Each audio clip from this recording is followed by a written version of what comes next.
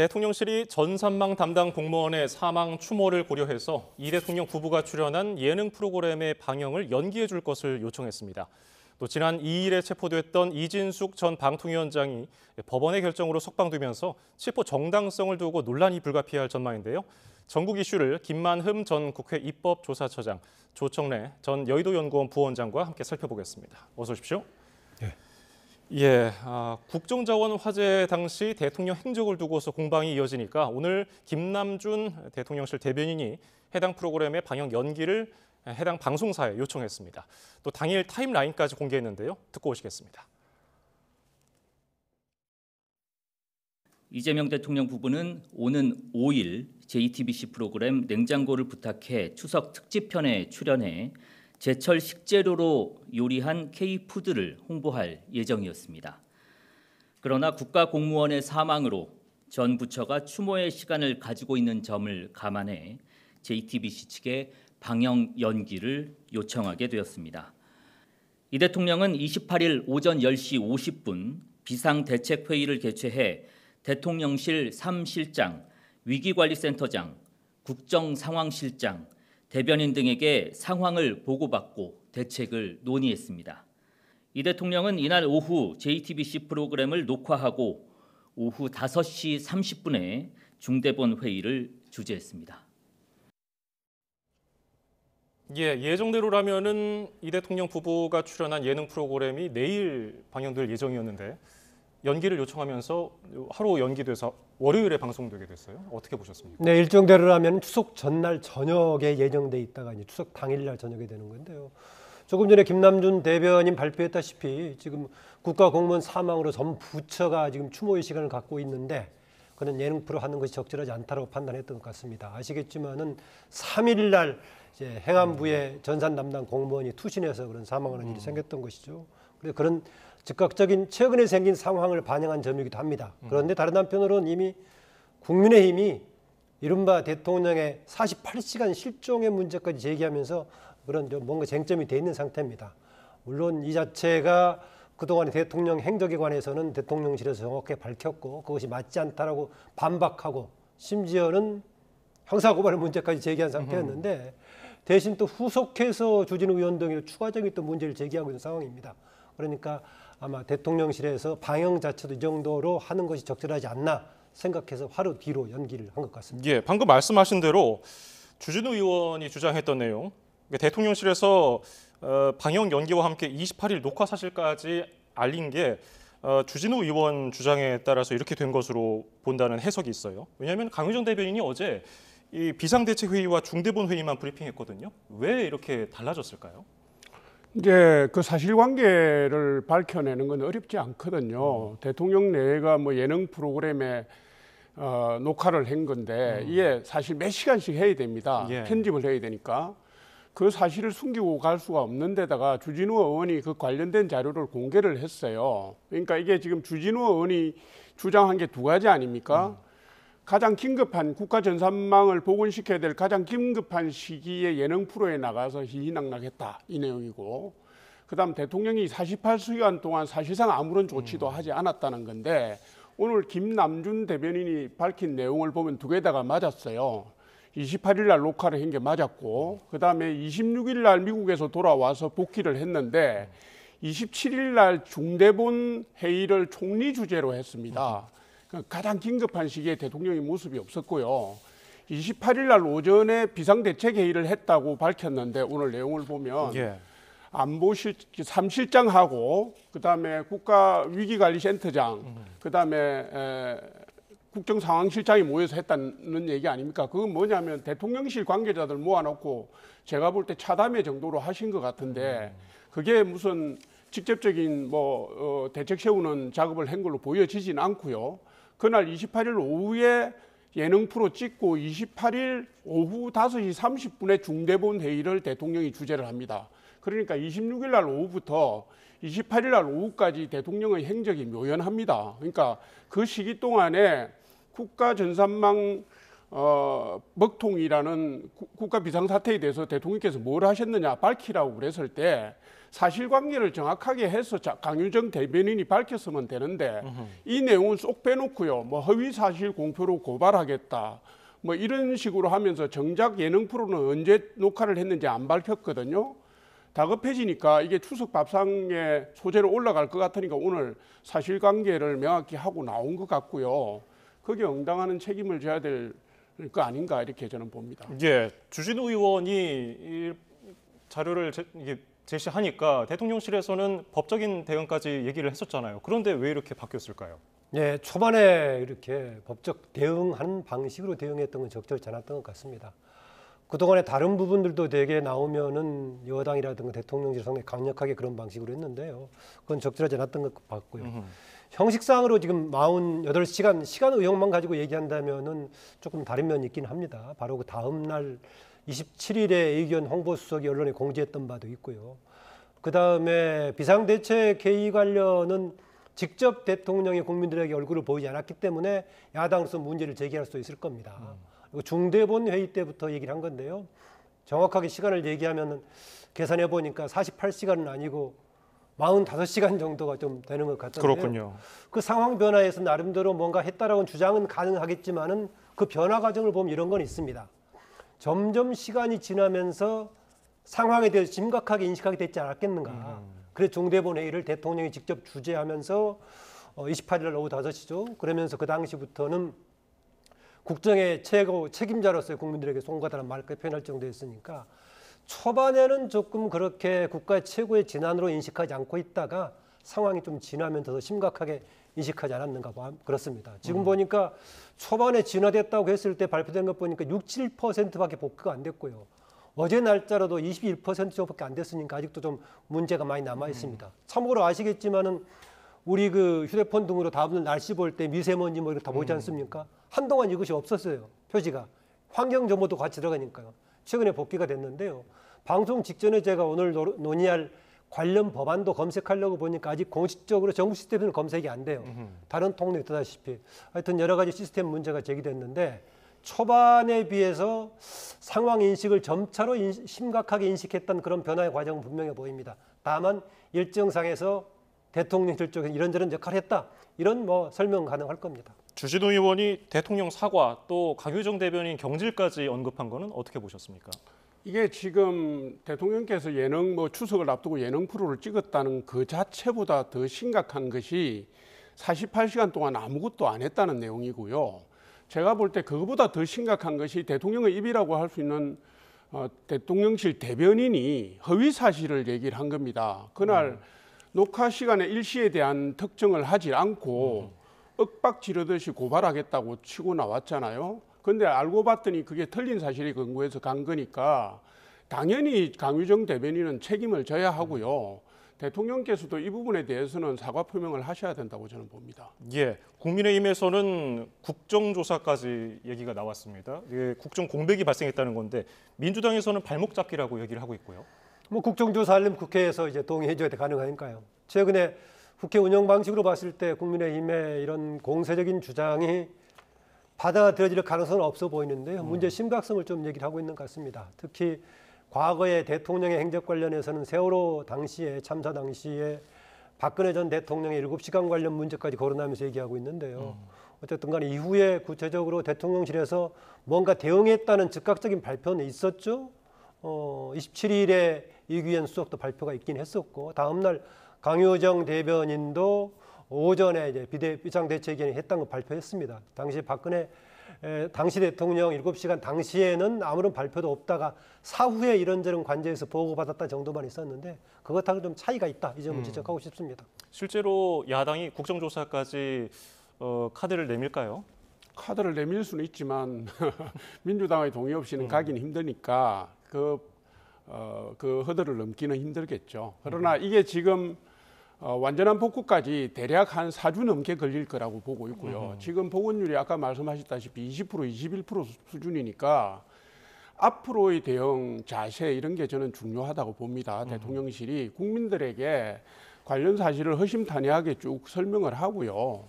그다음에 예능 프로 자체보다도 잘못된 대응을 한 부분에 대해서 대통령실이 성찰을 하고 필요한 사과라든가 조치가 필요하다고 봅니다. 저는. 예. 적어도 저는 이 문제의 경우에는 정치적인 공방으로 좀 확산이 안 됐으면 좋겠습니다.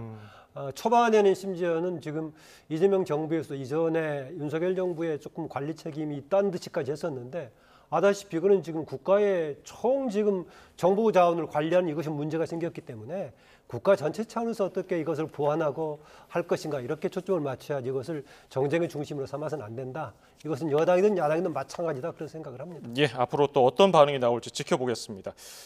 공직선거법 위반 등 혐의로 경찰에 체포된 이진숙 전 방통위원장이 이틀 만에 석방됐습니다. 석방 직후에 이진숙 전 방통위원장 이번 체포의 부당성을 주장했는데요. 듣고 오시겠습니다. 이재명 검찰과 이재명 경찰이 세운 수갑을 그래도 사법부에서 풀어줬습니다. 대한민국 어느 한 구석에는 민주주의가 조금이라도 남아있는 것 같아서 희망을 보고 있습니다. 저같이 그래도 전직 기관장이었고 장관급 기관장이었는데 이렇게 경찰의 사실상 폭력적인 행태를 접하고 보니까 일반 시민들은 과연 어떨까 그런 생각이 들고요. 경찰이 만약 수사권과 함께 기소권까지 가지게 되면 일반 시민들에게 어떤 피해가 갈까 그런 생각도 하게 되는 시간이었습니다. 예, 오늘 법원의 석방 결정으로 경찰 수사를 두고서도 후폭풍이 상당할 것 같은데 오늘 법원의 그 판단 배경 어떻게 보셨습니까? 우선 인용문을 보면요, 언론의 자유를 명시한 부분이 있습니다. 이진숙 전 방통위원장이 유튜브하고 페이스북에 쓴 거를 가지고 공직선거법 위반, 국가공무원법 위반 혐의를 걸고 들어갔거든요. 그런데 이게 범죄 혐의가 특정이 됐지만 방어권을 다툴 여지가 있고 쟁점이 아직 남아 있습니다. 그런 측면이 있고, 그 다음에 경찰의 소환에 대해서 적극적으로 회피했다고 보기 힘들다라는 거 아닙니까? 아마 그 체포적 부심에서도 아마 이진숙 전 위원장이 그 부분을 명확하게 밝혔던 것 같은데 불출석 사유서도 냈었고요. 그런 의미에서 볼 때 적극적 회피 여지가 없었고, 그 다음에 범죄 혐의 부분도 사실상 체포를 하면서까지 밝혀야 될 여지가 있는 건 아닙니다. 뭐 이미 페이스북하고 유튜브에 그 내용이 공개돼 있기 때문에 추가적으로 무슨 증명을 해야 될 부분이 없는데 긴급 구속까지 해야 되냐, 그러니까 긴급 체포까지 해야 되냐, 그 부분에 대한 부분이 있었고요. 경찰이 저는 전반적으로 좀 무리한 수사를 했다고 봅니다. 경찰은 좀 보는 방향이 다른 것 같아요. 법원이 수사의 필요성, 체포 적법성을 인정한 부분에 방점을 뒀는데 그래도 후폭풍이 있을 거라는 해석이 있더라고요. 예, 뭐 경찰은 본인들이 한 것이기 때문에 이것에 대한 뭔가 정당성을 확보하는 그런 발언이 있겠죠. 그런데 저는 이게 나왔을 때 경찰의 주도는 하긴 했지만은 검찰이 영장을 청구하는 거 아니겠습니까? 그리고 법원이 판단하는 거고. 저는 이게 이런 단계를 거쳤을 건데 이게 왜 됐을까라는 생각이 상당히 의아하게 생각했습니다. 저도 대체로 체포 적부심에서 이게 석방이 될 가능성이 좀 크다고 봤습니다. 봤던 이유는 조금 이렇게 체포가 됐을 때 물론 체포 영장을 발부받아서 한 것이기 때문에 긴급 체포는 아닙니다만은 보기에 따라서 긴급 체포처럼 보이는 그런 상황이 발생했단 말이죠.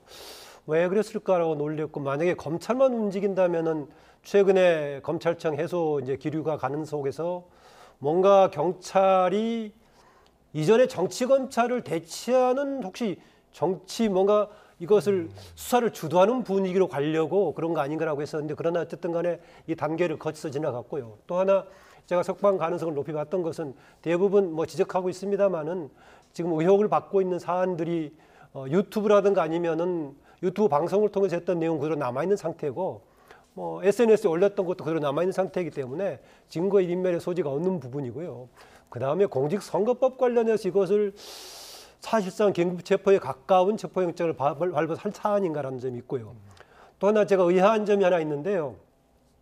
오늘 판사의 얘기서도 공소시효에 쫓겨가지고 했던 점을 인정한다라고 했었는데 어느 시점을 공소시효 기준으로 한가 모르겠어요. 만약에 4월 2일에 재보궐선거를 기준으로 한다면은 10월 2일은 체포영장을 할 게 아니라 구속 기소든 불구속 기소든 기소를 해야 될 날짜가 되는 거고요.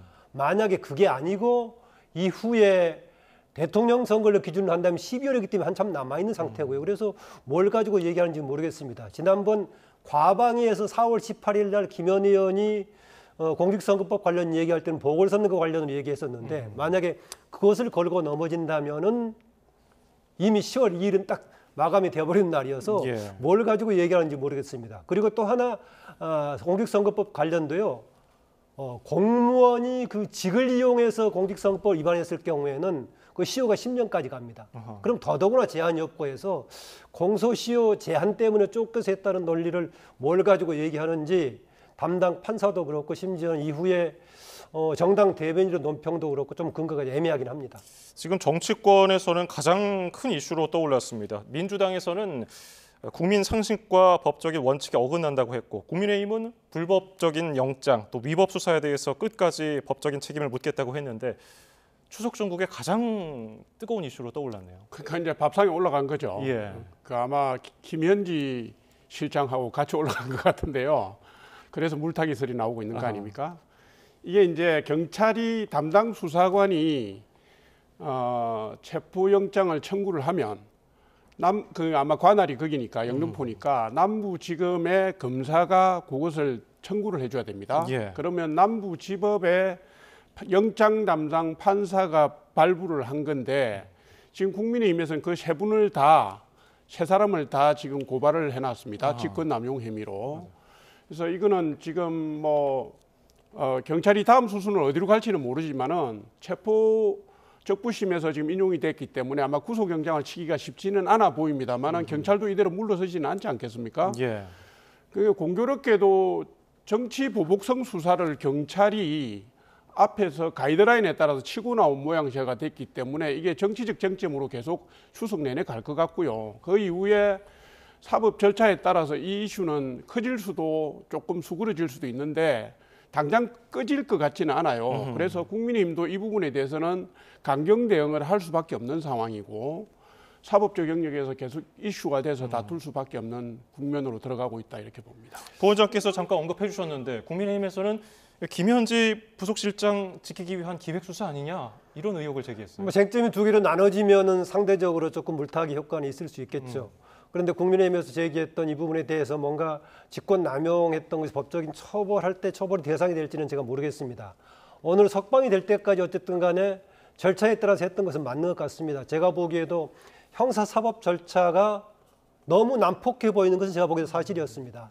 이 시대적인 상황에 맞는가 문제 제기했었지만은 경찰이 검찰에 올렸고 검찰은 받아줘서 다시 법원의 판단을 받아서 한 것이기 때문에 절차에 따라서 한 건 맞다. 오늘 보니까 이후에 밝혀진 게 그동안 이번에 처음 한 게 아니라 그 이전에 경찰에서 2번 요청을 했다가 2번에 검찰에서 안 받아줬다. 3번째 지금 받아서 한 것이고 그런 상황입니다. 그래서 이 자체는 문제가 안 되는데 과연 이런 방식으로 하는 게 맞는지 추석 밥상에서는 이 문제는 따져볼 여지가 있습니다. 오늘 나왔을 때 민주당의 대변인 한 명이 그러기 때문에 오히려 사법개혁이 필요하다라고 얘기했었는데 이게 쟁점이 됐을 때 뭔가 국민이 보기에 너무 이것을 권력을 남용하는 난폭한 형사사법 집행을 하고 있는 것으로 국민들이 볼 것인지 그러기 때문에 사법개혁이 필요하다고 볼 것인지 이것은 아마 판단해보면 알 겁니다. 예, 어찌됐든 결과적으로 이진숙 전 방통위원장의 정치적인 입지가 커졌다는 해석이 있는데요. 이 점은 어떻게 보세요? 맞죠. 민주당의 특혜 아닙니까? 민주당에서 건드리면 다 커집니다. 이게 지금 이진숙 전 위원장이 무슨 내년 지방선거에 나갈지 안 나갈지 의사를 밝힌 적이 없는데요. 민주당에서 계속 물어뜯습니다. 대구시장 나가는 거 아니냐 하면서 계속 체급을 키워주고 있어요. 잘 아시는 것처럼 체급 키우는데 추미애 전 대표, 박범계 전 장관 이런 분들이 건드리면 다 커집니다. 이번에도 민주당에서 이진숙 전 위원장 한 사람을 가지고 지금 이렇게 특히 이진숙 전 위원장이 체포된 시점이 말입니다. 이틀 전인데 그때 가장 핫 이슈로 떠올랐던 게 김현지 실장의 국회 출석 여부였거든요. 그게 추석 밥상으로 딱 올라가는 시점하고 딱 맞물립니다. 그래서 이게 어디선가 급하게 손을 댄 그러니까 이슈에 물타기를 한 느낌이 들거든요. 그 과정에서 수혜자는 사실상 이진숙 전 위원장이 될 거라고 저도 보고 있습니다. 실제로 이진숙 전 위원장이 정치적 행보의 일환으로 이렇게 발언하고 그렇게 한다고 보십니까? 발언 자체는 워낙 제가 아까 그 난폭하다는 표현을 했었는데 우리 정치가 정말로 전쟁하듯이 그렇게 발언도 그렇고 행동도 그래요. 아시겠지만 국회에서 상임위원회에서 상임위원들의 질문이라든가 거기에 답변하는 사람들도 정말로 과거의 옛날 시대에 무슨 취조할 때 문답하듯이 이런 분위기로 갔기 때문에 특별한 누가 나서서 했다기보다는 근본적으로는 우리 정치 전국 운영 방식에 대한 근본적인 뭔가 좀 필요하다라는 생각이 들고요. 어쨌든 간에 이게 지금 수석의 밥상에서 논의가 된다면은 어느 쪽에 도움이 될까? 조금 전에 지적했다시피 정말 정치적으로 이진숙 전 위원장의 책임을 올려주는 상황이 되지만은 이게 전국 운영에 도움이 되는 쪽인지 제가 보기에는 오히려 결과적으로 좀 악수를 두지 않았었는가 그렇습니다. 혹시라도 이전에 10월 1일부터 새로운 그 방통위 관련법이 개정이 안 되고 그대로 갔다면은 현직에 있을 때 압박의 수단으로 하나가 동원됐을지 모르겠지만은 이미 그 직을 무르는 상태에서 이렇게 상당히 압박을 가하는 방식의 사법적인 집행을 했을 때 과연 어느 누구에게 도움이 될 것인가라고 봤을 때 이인숙 본인에 대한 뭔가 주목을 끌어주는 거 빼놓고는 이쪽 저쪽에 도움이 안 되는 것을 왜 했을까라는 의문이 들긴 합니다. 예. 자, 그러면은 추석 연휴 직전에 나온 여론조사는 어떤 결과를 보였을까? 먼저 이재명 대통령 지지율을 보시면은 SBS 조사에서는 60% 잘하고 있다가 나왔고요. MBC 조사에서는 59%가 나왔습니다. 뭐 대부분 여론조사가 비슷한 추이를 보이고 있고 이재명 정부 출범 4개월 정도인데 이런 결과들 어떻게 읽고 계십니까? 대개 지금 전체 여론조사의 흐름이 한 3주 전부터 미세하게 이재명 대통령의 지지율이 빠지고 있는 걸로 나오고요. 그다음에 민주당 지지율도 다소 하향하고 있는 걸로 빠지고 있는 걸로 나오고 있습니다. 이게 뭐냐면 지금 관세 협상 실패, 지금 미국 측의 냉담한 반응과 우리 뭐 심지어는 외환 위기 가능성까지 지금 제기되고 있는 이 상황, 그다음에 국가 전산망 먹통으로 뭐 국가 행정이 마비될 지경이고 국민 불편은 말할 것도 없는 이런 상황이요. 그다음에 그 취임하자마자 손대기 시작한 부동산 문제가 수도권을 중심으로 부작용이 크게 나타나고 있거든요. 이런 부분. 그다음에 서민 경제, 민생 이 부분이 지금 실종이 됐습니다. 대통령 되시고 난 뒤에 특히 정기국회 전후로 해서 지금 한 달이 넘도록 민주당은 민생이나 뭐 이 부분에 대해서는 전혀 관심이 없고요. 이재명 대통령 1인을 구하기 위한 입법 조치들, 그다음에 사법부 흔들기 이런 부분에 대한 불만이나 불신들이 강하게 쌓이고 있기 때문에 경향적으로 이 시간이 갈수록 이재명 대통령에 대한 지지율이나 민주당 지지율은 빠질 수밖에 없다. 저는 이렇게 봅니다. 여론조사 살펴보기 전에 저희가 나눴던 그 주제들을 반영했을 때 그게 반영된다면 여론조사 결과 어떻게 나올까요? 그런 점이 있을 겁니다. 만약에 지금 이제 두 군데 방송사에서 59%, 60% 나왔는데 그 정도가 안정적으로 간다면 괜찮은 편입니다. 그런데 지금 남아있는 변수들이 그렇게 좋지 않다는 점이죠. 좋지 않다는 것은 이미 나왔던 몇 가지 있는 데다가 경제 상황도 아마 주가 정도가 신고점을 올린 것 빼놓고 나머지 경제 상황들도 별로 좋은 게 없단 말이죠. 그리고 추석으로 반전하는 것이 아니라 추석 때 밥상의 의지들이 그렇게 좋지 않은 것들입니다. 거기다가요 또 하나 우리가 뭘 참고해서 봐야 되냐면은 현재 잠재적인 국민의힘 지지층들이 빠진 상태에서 나오는 조사라고 봐야 됩니다. 국민의힘의 지지율이 아주 낮기 때문에 그런 상태라면 상당히 우호적으로 올라가야 되는데 이 정도이기 때문에 상당히 불안하다. 물론 정부라든가 대통령은 민생을 중심으로 국정을 다양한 분야에서 운영하고 있을 겁니다. 그러나 다른 사법적인 정치적인 쟁점이 부각이 돼버리면은 그런 것이 진행이 되고 있어도 국민의 에너지가 그쪽으로 쏠리기 어렵습니다. 그래서 상당 부분은 사법 분야든 어느 분야든 좀 남겨놓고 과도하게 정치화시키는 것은 조금 지양했으면 이런 주문을 하고 싶습니다. 방금 말씀하신 대로 정당 지지율을 보면은 SBS와 한국갤럽 조사를 볼까요? 민주당과 국민의힘 격차 두 자릿수입니다. 격차가 상당한 모습인데 근데 또 내년 지방선거 투표 의향을 물었을 때는 격차가 또 줄어요. 이건 어떻게 봐야 됩니까? 그 이제 그 민주당과 국민의힘 정당 지지율 격차를 몇 달 사이로 보면요, 미미하게 그 국민의힘 지지율이 상승하고 있습니다. 추세적으로. 그러니까 간격이 조금 줄어들고 있는 거고요. 국민의힘 지지율이 지금 정체되어 있다는 지적에 대해서는 전당대회 이후에 혁신하는 모습을 보여주지 못하고 있고 국민들이 원하는 방향을 다 담아내지 못하고 있어서 새로운 지도부가 들어섰음에도 불구하고 전당대회 이후에 뭐 그 효과를 별로 못 보고 있는 측면은 있습니다.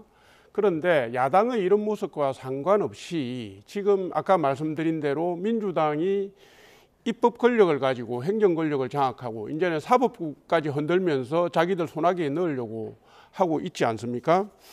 이런 권력 과잉 현상 말입니다. 정치 과잉, 권력 과잉 이런 부분들이 민주당이나 이재명 정권에 대한 중간 평가론을 조기에 작동시키는 쪽으로 지금 가고 있습니다. 이게 사실은 집권 1년 이내에 있는 선거라면 1년 내외에 있는 선거라면 통상적으로 집권 세력이 유리한데 민주당의 과잉 수사, 과잉 정치 보복, 과잉 상권 분립 체제 흔들기 이 부분 때문에 정권 심판론이 빨리 조성이 되는 듯한 느낌이 있고요. 이런 부분들은 청년층이라든가 중도층에서 특히 많이 나타나고 있는 걸로 보여집니다. 그래서 이 부분은 시간이 갈수록 정권 심판론이 힘을 얻어가는 구도로 가지 않을까. 왜냐?